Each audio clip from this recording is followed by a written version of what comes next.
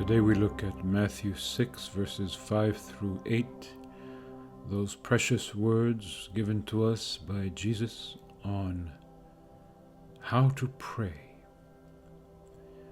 This connection, direct connection with the divine. This way of integrating our lives with that dimension of the sacred, of creating a relationship, opening ourselves to grace, to the Spirit that can transform every moment of our lives, how we take things, how we respond, how we act, how we see the world around us, how we understand who we are and why we are here.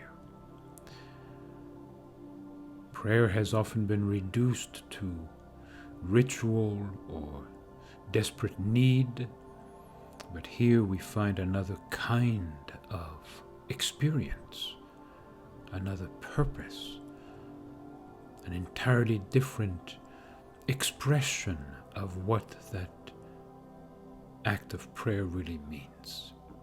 The words begin by telling us not to be like the hypocrites, with the metaphor, shall we say, of standing in the streets before men, the tradition practiced in that day. But that standing in the street before men is an example of externalized prayer, of wanting to seem self-righteous to oneself and to others. And this, by definition, has nothing to do with what prayer is. That is to say, acting religious, seeking to find in an exterior way a lifestyle that appears right, doesn't begin to touch the matter at hand. So that however often one goes to church, however often one studies or participates or gives or volunteers, all of these things are a form of praying before men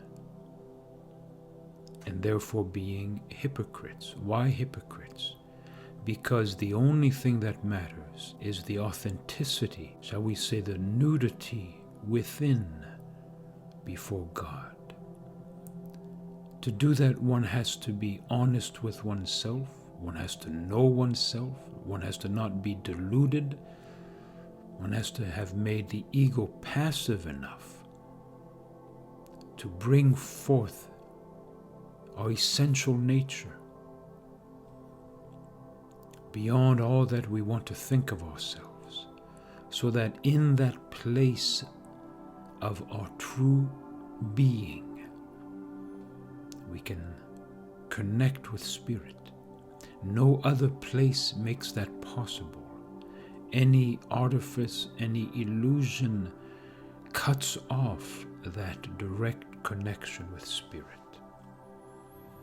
And in order to do that, we have to have faced ourselves truly, recognized with some degree of objectivity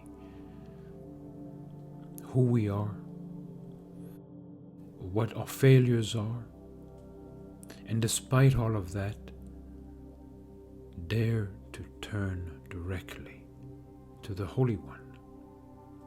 In this vulnerability, in this openness, in this honesty, we can give birth to true prayer. Everything else is superficial and does not root itself in the essence of our being, there where Spirit awaits us.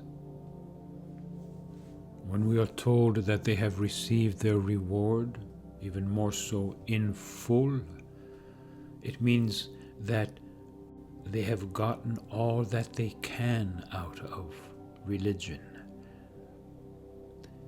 Because if religion means relinking with God, it means a transformation of self so that we become transparent to the divine, able to interact, to encounter, to transmit, to be channels of that grace because we have so made ourselves receptive to it.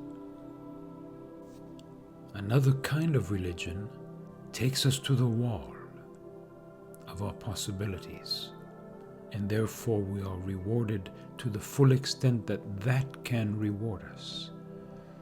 Well thought of by others around us, fulfilling our duty, being moral, all of that is the reward of such a way of being.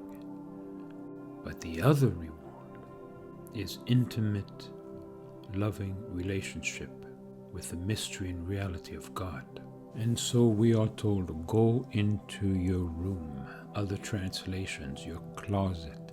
The Amplified Bible says, your most private room, your secret chamber. You can see that we are directed specifically to enter into that most private and authentic part of ourselves in order to begin to pray.